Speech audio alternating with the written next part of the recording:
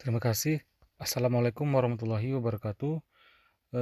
Yang saya hormati, mentor saya Bapak Agus Muslim dan coach saya Bisika Prasetyo Putra dan Bapak penguji Bapak Buhari. Baiklah, pada kesempatan ini saya akan memaparkan seminar rancangan aktualisasi saya dengan judul Optimalisasi Pengelolaan Dana JKN pada FKTP di aplikasi Simpus dengan pembuatan e-book dan video tutorial di Puskesmas Tanjung. Profil peserta. Nama saya Eko Wahyudi SAK, jabatan Ahli Pertama Analis Keuangan Pemerintah Pusat dan Daerah, Unit Kerja Badan Pengelolaan Keuangan dan Pendapatan Daerah Kabupaten Natuna, di bidang akuntansi dan pelaporan keuangan daerah.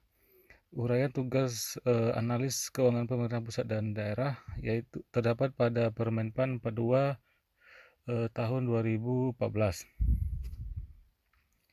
Kemudian profil instansi. Badan Pengelolaan Keuangan dan Pendapatan Daerah. Beralamat di Jalan Batu Sisir, Bukit Arai, Gedung D, Pulau Subi Kecil, Bandar Syah, Kecamatan Bunguran Timur, Kabupaten Natuna. Visi BPKPD yaitu terwujudnya Kabupaten Natuna sebagai kabupaten maritim yang unggul, eksotis, aman, dengan kemandirian ekonomi berlandaskan nilai religius dan kultural. Dengan misi, pertama, akselerasi peningkatan kualitas sumber daya manusia. Yang kedua, mewujudkan kemandirian ekonomi berbasis potensi lokal. Yang ketiga, menciptakan kawasan perbatasan yang aman, strategis, dan eksotis. Yang keempat, akselerasi pembangunan infrastruktur yang tertib dan teratur. Yang kelima, menciptakan kualitas daya tampung dan daya dukung lingkungan hidup yang berkelanjutan. Yang keenam, menciptakan reformasi birokrasi yang cerdas atau smart. Dan yang ketujuh, mengoptimalkan penggunaan teknologi, informasi, dan komunikasi.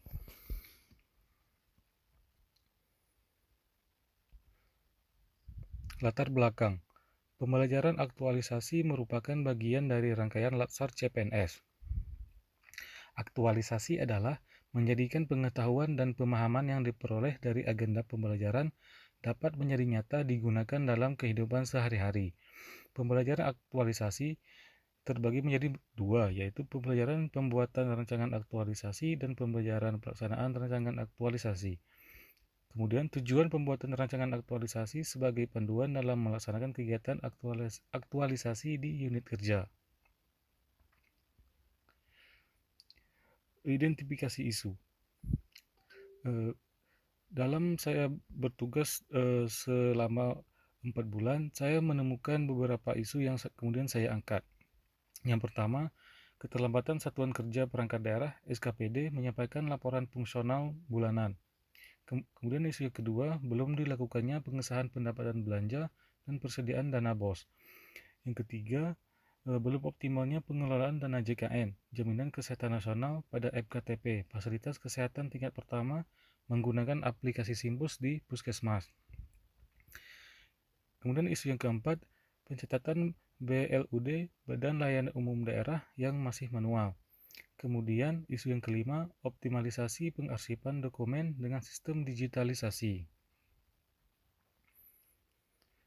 Isu pertama, keterlambatan Satuan Kerja Perangkat Daerah (SKPD) menyampaikan laporan fungsional bulanan. Pertanggal 9 Agustus, masih ada beberapa SKPD yang belum menyampaikan SPJ fungsional mereka. Kondisi yang diharapkan disampaikan sebelum tanggal 10 agar proses verifikasi dan pengesahan bisa segera dilakukan. Isu kedua, optimalisasi pengesahan pendapatan, belanja, dan persediaan dana BOS. Hingga saat ini, pengesahan dana BOS belum dilakukan karena beberapa hal. Hal ini bisa dilihat dari laporan realisasi anggaran per Agustus 2022.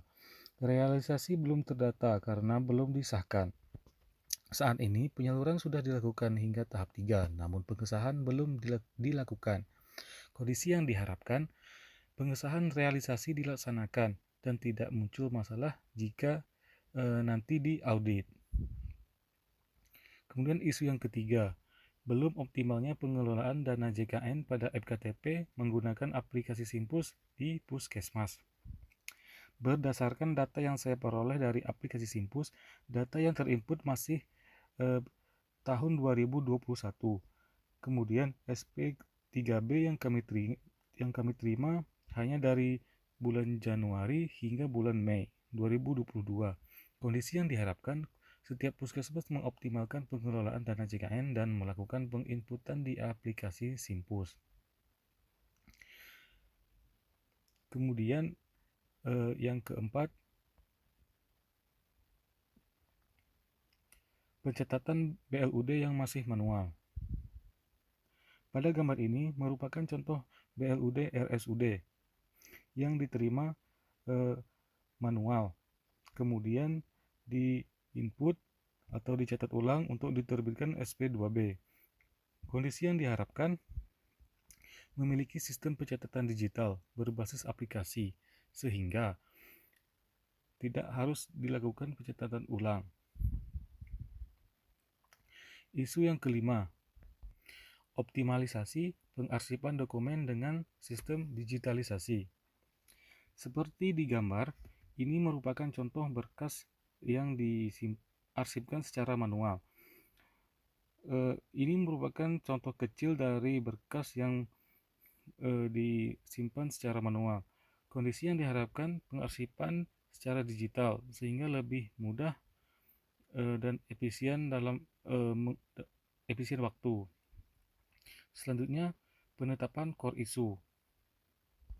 Dalam melakukan penetapan core issue digunakan dua analisis tapisan isu. Yang pertama, APKL, aktual, problematik, kehalayakan dan kelayakan.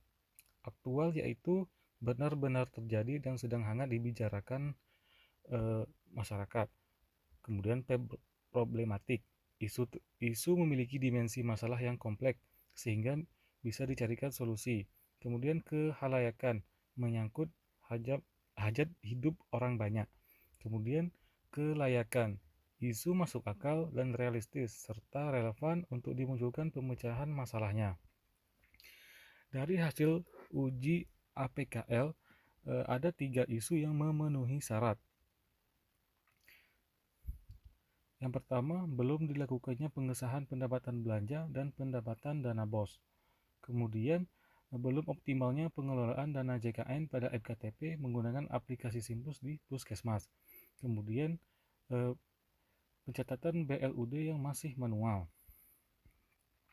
Setelah didapatkan 3 isu yang memenuhi syarat, kemudian dilakukan uji USG, yaitu urgency, seriousness, dan growth. Urgensi artinya seberapa mendesak isu tersebut harus dibahas dan dikaitkan dengan waktu yang tersedia. Kemudian seriousness artinya seberapa serius isu tersebut sangat berpengaruh sehingga perlu dibahas, dikaitkan dengan akibat yang timbul dengan penundaan pemecahan masalah. Kemudian growth artinya seberapa mungkin isu tersebut berkembang jika tidak segera ditindaklanjuti, karena akan berdampak pada masa depan organisasi. Kemudian setelah dilakukan uji APKL dan USG, maka gagasan isu yang akan diangkat yaitu belum optimalnya pengelolaan dana JKN pada FKTP menggunakan aplikasi Simpus di Puskesmas. Selanjutnya, identifikasi faktor penyebab, yaitu belum optimalnya pengelolaan dana JKN pada FKTP menggunakan aplikasi Simpus di Puskesmas menggunakan teknik Bisbon 6M, main, method, material, mesin, measurement, dan milieu. Pertama, main. Latar belakang sumber SDM pengurus Simpus bukan dari keuangan, sehingga membuat belum optimalnya pengelolaan aplikasi Simpus ini. Kemudian pengurus Simpus pindah tempat tugas sehingga menjadi tidak berjalan dengan baik. Ditambah lagi dengan belum adanya e-book atau video tutorial yang bisa dijadikan panduan teman-teman di puskesmas. Kemudian material, masih ada beberapa puskesmas yang tidak memiliki user ID.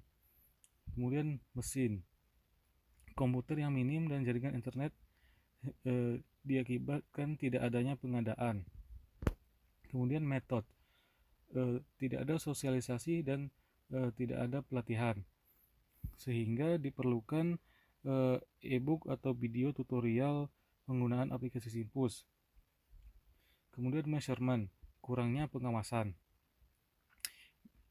Selanjutnya milieu, jarak puskesmas yang jauh, sehingga belum optimalnya pengelolaan dana JKN pada FKTP. Penentuan gagasan kreatif, yaitu optimalisasi pengelolaan dana JKN pada FKTP di aplikasi Simpus dengan pembuatan e-book dan video tutorial di Puskesmas Tanjung.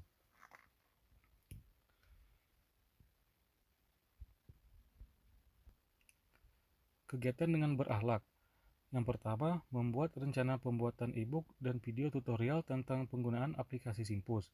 Kemudian, melakukan pembuatan e-book dan video tutorial. Kemudian, memberikan e-book dan video tutorial tersebut kepada pengurus Simpus di Puskesmas. Kemudian yang keempat, melakukan monitoring secara online. Kemudian yang kelima, evaluasi dan penyusunan laporan hasil pembuatan e-book dan video tutorial penggunaan aplikasi Simpus. Kegiatan 1. Membuat rencana pembuatan e-book dan video tutorial tentang penggunaan aplikasi Simpus. Tahapannya, yang pertama melakukan konsultasi dengan mentor terkait rencana pembuatan e-book dan video tutorial penggunaan Simpus. Kemudian yang kedua, membuat konsep e-book dan video tutorial. Yang ketiga, konsultasi dengan mentor terkait konsep yang telah dibuat.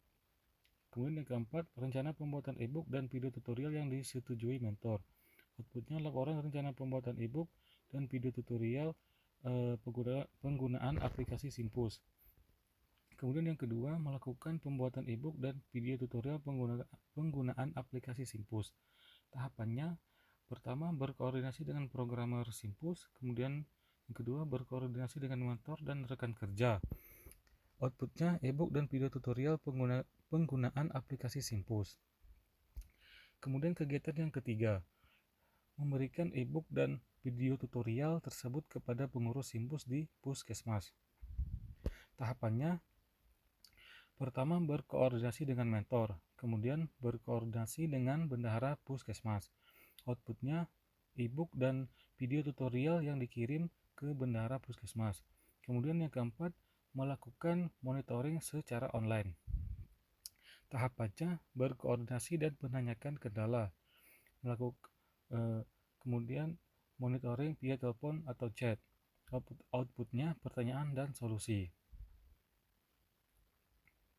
Kemudian yang kelima, evaluasi dan penyusunan laporan hasil pembuatan e-book dan video tutorial penggunaan aplikasi Simpus.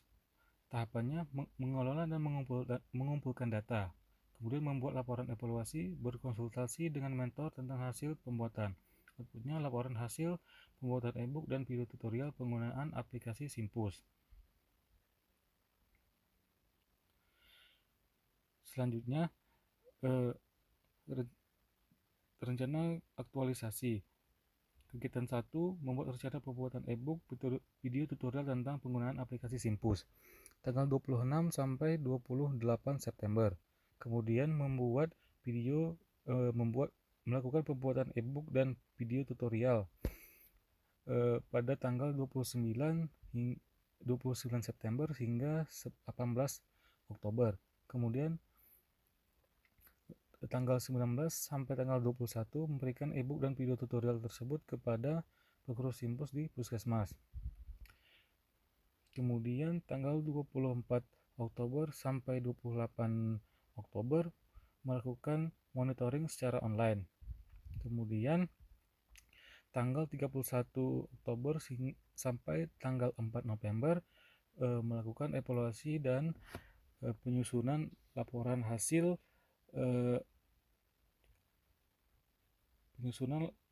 pembuatan e-book dan video tutorial penggunaan aplikasi Simpus. Demikian hasil pemaparan dari saya. Terima kasih. Wassalamualaikum warahmatullahi wabarakatuh.